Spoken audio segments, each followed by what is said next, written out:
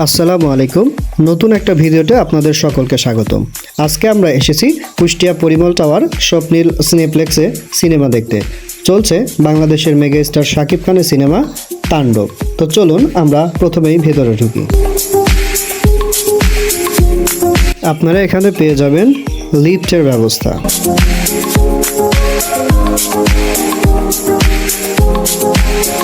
দেখতে দেখতে আমরা পরিমল টাওয়ারের 6 তলাতে অবস্থিত স্বপ্নীল সিনেপ্লেক্সে চলে আসলাম।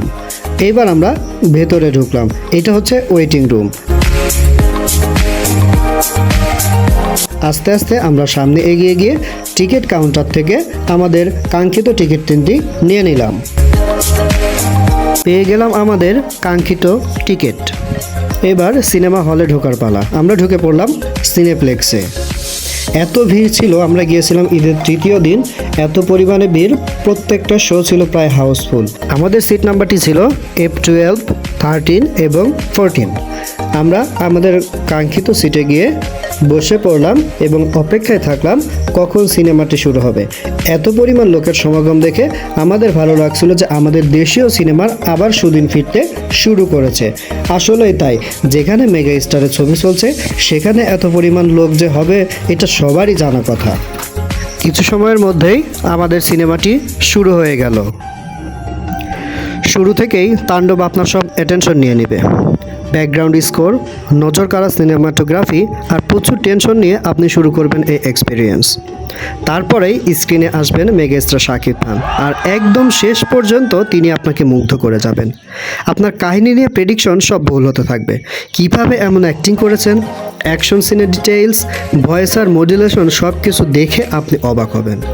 বুঝতে না বুঝতে চলে আসবে সাবিলা নূর। যতক্ষণ স্ক্রিনে থাকবে ততক্ষণ আপনাকে একটা অদ্ভুত মায়াই ফেলে দেবে। স্বাধীন আর নিশাতের কেমিস্ট্রি। কোকড়ানো চুলে সাবিলাকে দেখে মনে হবে অনেক দেখার পরেও এই সাবিলাকে আপনি দেখেননি। প্রীতম হাসান জেফার কম্বিনেশনের প্রথম গান লিচুর বাগানে হলে শোনার একটা ইচ্ছা ছিল। অন্য রকম একটা ফুর্তি কাজ করবে গানটার সময়। সোয়াত অফিসার FS9 কিংবা আপনার তাণ্ডব সফর সঙ্গী জয়া আহসান মুগ্ধতা ছড়াবে সবাই।